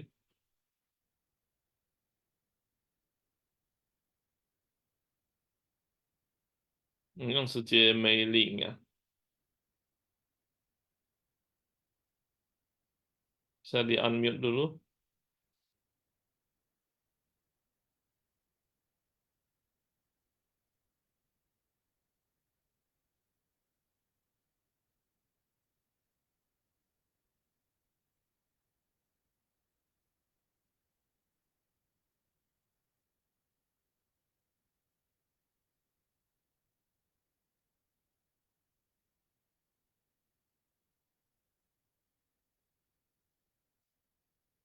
Oke, Sesyong sorry. Mungkin ada sedikit masalah teknis tadi ya, ada yang bocor. Jadi di unmute semua. Sesyong yang dari Tanjung Balai, mungkin apakah masih mau melanjutkan? Kalau mau melanjutkan mungkin bisa di unmute. Kalau enggak, kita akan lanjutkan dengan Secerosi. Silakan Secerosi. Iya, Sesyong. Kan Oh, ini yang Sesyong dari Tanjung Balai udah unmute ya? Iya, silakan Sorry. Sesyong. Ya, Sesyong mau dilanjutkan, silakan. Ya. Tadi kan saya cerita-cerita saya tadi kayaknya nggak dapat diterima, nggak dengar ya. Ya, sempat Jadi terputus. saya kembali aja, saya bercerita ulang ya, bahwa saya berkehidupan memang dari kecil berada di Kristenan ya. Jadi saya masuk suci ini karena dari TV TAI juga, dari mertua saya sering menonton TV TAI ya. Nah, jadi saya tidak perpanjang cerita soal ini. Saya selama ini suci 1 tahun lebih ini, saya kemarin-kemarin selalu seakan-akan saya sharing selalu gimana ya, mengadu-ngadu diri saya ya kan. Nah, akhirnya saya timbul kesadaran sekarang ini ya, hari ini saya tidak ingin mengadu tentang apapun, tapi saya ingin membagi cerita bahwa tadi malam saya dapat tamu ya. Dan dari malam dapat tamu ya dari kelompok lain. Dia berada di master lain. Nah, dia datang ingin mengajak saya supaya bergabung di master lain yang dulunya saya juga pernah di situ ya. Jadi dia bercerita dia mendapatkan banyak kemajuan di situ dan ini itu ya kan. Namun terakhir dia bercerita, awalnya dia banyak bercekcok dengan pimpinan daripada kelompok ini ya. Saya tidak ingin menyebut nama kelompok ini. Namun saya merasa bahwa dia menyatakan bahwa dia sekarang senang. Nah, dia bercerita bahwa pimpinan kelompok ini pernah menyatakan kepada dia bahwa dia masih dipanggil, ditelepon, dihargai karena dia adalah umat luar biasa. Andaikan dia itu supir, dia membandingkan dengan kawan saya ini dengan supir ya. Andaikan kamu itu supir isi A, saya sudah tidak peduli lagi dengan kamu. Ya kan? Nah, jadi saya merasa, dia membandingkan seorang supir dengan orang yang berduit, dengan orang kaya. Jadi apakah dia di situ betul-betul dibutuhkan? Jadi saya merasa bahwa orang ini tidak membina si kawan saya ini tidak dengan cinta kasih, tapi dengan ada sesuatu yang luar biasa yang diharapkan di situ, ya kan? Nah, sehingga saya merasa wah ini bagaimana ya? Saya ingin mengatakan kepada kawan saya ini, tapi ya saya ngerasa nanti saya mengejas, menyatakan kelompok dia jelek, ya saya tidak begitu ya. Kemudian dia lanjut bercerita lagi bahwa sejak dari Imlek tanggal 1 dia cekcok dengan istrinya, sehingga dia memberi pelajaran kepada istrinya, dia sama sekali tidak menyapa mertuanya, tidak memanggil dan sebagainya. Loh, saya merasa loh, apanya ini? Ya kan? Dia diajarin di situ, katanya dia sudah dapat belajar banyak di situ, ya kan?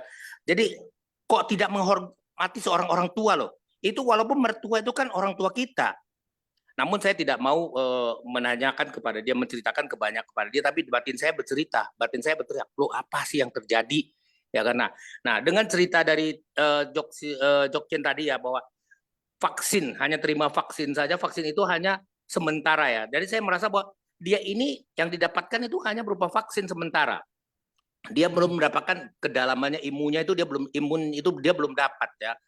Dia belum dapat sehingga dia tidak bisa mendapatkan apa yang harus dilakukan sesungguhnya, apa yang harus dia kerjakan, harus yang dia sebagai umat yang sudah betul-betul memahami ajaran ya dengan cinta kasih. Tapi saya merasa bahwa dia tidak dapat cinta kasih di situ. Dia hanya dapatkan bahwa kebanggaan di situ ya sebagai orang yang diperhatikan. Nah, jadi dengan cerita dari kawan ini semalam dia datang ke rumah saya semakin merasa wah. Selama ini saya juga di suci ini ya, saya merasa gimana ya, saya mengadu, saya bercerita, padahal memang saya nyadari bahwa kesalahan saya di dalam bersama yang lain-lain nggak tahu di mana, tapi udahlah. Saya anggap itu semua sudah berlalu ya, saya salah nggak jadi masalah, saya udah minta maaf berkali-kali dalam sharing ini juga, dan hari ini saya ingin menyatakan bahwa saya nih harus terus memperdalam tentang Dharma ini. Makanya saya bertekad bahwa Cimpasyang ini saya harus pagi dengar, Dharma ini harus saya pelajari karena saya tidak ingin ya menyatakan kepada orang saya udah dengar bagus, saya udah bagus nih belajar Dharma ini, tapi ternyata praktek saya nggak ada. Ya seperti kawan saya bercerita, pada dia bercerita bahwa dia begini ya kan. Namun kenyataannya dua hal yang di depan saya dia bercerita kepada saya, ya itu saja dua hal yang saya tidak bisa terima. Ya dengan dia dinyatakan bahwa kepala pimpinannya itu menyatakan pada dia kalau dia seorang supir tidak akan ditelepon lagi, namun dia bangga sekali ya, sehingga dia wah bagaimana, kemudian dia menceritakan kepada saya dia sengaja tidak menyapa orang tua mertuanya itu, ya kan, itu kan bukan, dia tidak dapat ya ajaran-ajarannya yang sebenarnya ya. Nah, demikian kira-kira hari ini saya mendapatkan, saya merasa bahwa dia tidak menggunakan mutiara yang ada dia sudah dapatkan kan sebenarnya kan, dia di dalam kelompok dia sudah mendapatkan mutiara yang didapatkan, namun dia tidak bisa gunakannya, dia tidak bisa ini, sehingga dia masih terus, kawan saya ini memang selama ini dia terus mencari ya, ke sana ke sini ya, terus mencari lah, ingin memperdalam ilmunya ya kan, ingin mendapatkan dharma yang dari manapun. Nah saya merasa bahwa dia sebenarnya sudah dapat mutiara itu seperti cerita hari ini ya, namun dia tidak bisa menggunakannya. Sehingga timbullah begitu kira-kira ya. Dia begitu bangga dinyatakan bahwa dia adalah umat luar biasa ya, umat spesial ya kan. Kemudian herannya kenapa dia tidak bisa menghormati orang tua, padahal itu sangat penting loh ya. Nah, demikian Sung kira-kira sharing saya hari ini bercerita bahwa apa sih sebenarnya hidup ini ya kita dapatkan ya. Apa sih kegunaannya kita belajar Dharma itu kalau kita tidak mempraktekkan dengan benar ya. Demikian Sung Suje Kan-en. Kanan Sesiong, kanan Sesiong sudah hari ini sudah Chan Hui ya, sudah Chan Hui, dan Sesiong sudah kami semua sangat bersuka cita karena Sesiong bisa mendapatkan sesuatu dari sharing materi hari ini ya. Kanan Sesiong. Kemudian sebagai penutup Sece Rosi, silakan.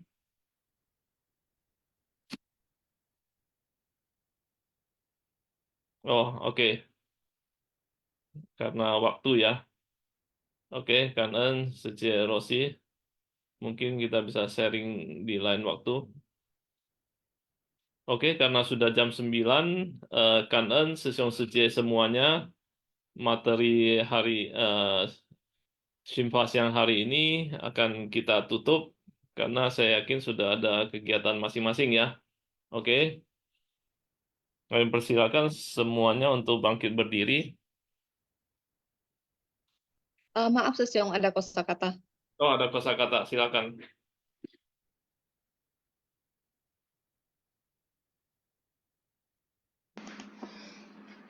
Cảm ơn是供上人开始，感恩是故事博，金丝妙莲华，熏法香与会.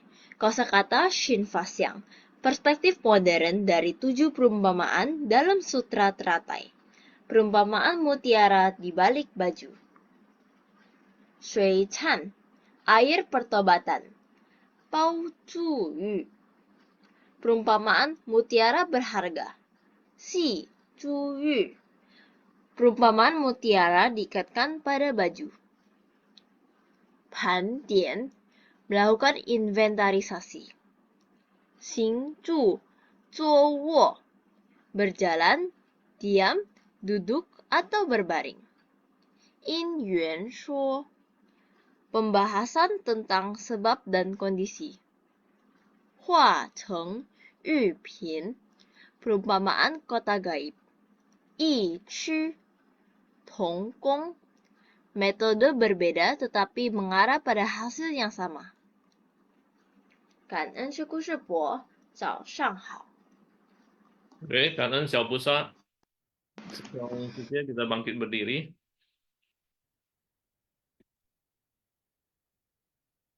Xiang Po Busa及上人寻上问信，问讯，再问讯，三问讯。